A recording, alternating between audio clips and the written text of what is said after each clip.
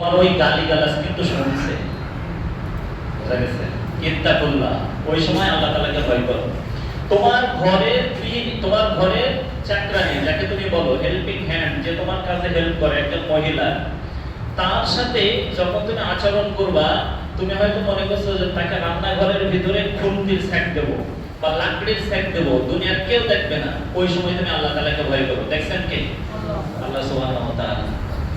আর আমি আর আপনি মনে করি যে আমি আর আপনি অনেক টাকার মালিক হয়ে গেছি, এটা আমাদের নিজের গুণে। আর আমাদের অধীনস্থ যারা আছে, আমাদের দোকানে কর্মচারী, আমাদের বাড়িতে কর্মচারী, এদেরকে আমাদের অধীনস্থ করে দিয়েছে, কাজে ওদের থেকে আমরা বেটার, ওদের থেকে আমাদের পজিশন ভালো, ওরা আমাদের নিচে, ওদের সাথে আমাদের আচরণ করতে হবে ওই রকমই নিম্নমানের। এটা আসলে কি বিষয়টা?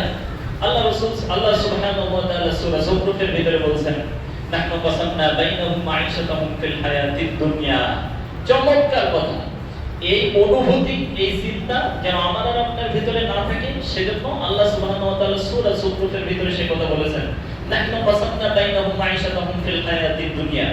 দুনিয়াতে তোমরা জীবন ধারণের জন্য তোমাদের যে জীবনের উপকরণ বা জীবিকা, এটি আমি আল্লাহ সুবহানাহু ওয়া তাআলা বণ্টন করি।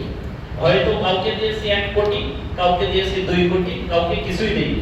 কাউকে দিয়েছি 5 তলা বাড়ি, কাউকে দিয়েছি 2টা গাড়ি, কাউকে দিয়েছি ভ্যান, কাউকে কিছুই দেইনি, সে রাস্তায় শুয়ে থাকে। এটা কে করেছেন?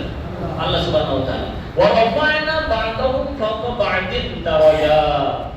চমৎকার আয়াতাংশ, চমৎকার বাক্যাংশ, চমৎকার ক্লজ। আল্লাহ সুবহানাহু ওয়া তাআলা বলছেন, আমি একে অন্যকে একে অপরের উপর মর্যাদা দান করেছি, দামি করেছি। রাফা'না বা'দাহুম ফাওকা বা'দিন দারাজাত। আল্লাহ তাআলার কাছে জিজ্ঞাসা করলাম, এই কাজ কেন করলেন? ওনাকেও 1 কোটি দিয়েছেন, আমাকেও 1 কোটি দিতে পারতেন। আমার দুই পাশে যে প্রতিবেশী আছে, তাদেরকেও কোটি কোটি টাকা দিতে পারতেন, তাদেরকে কেন দিলেন? কেন দিলেন?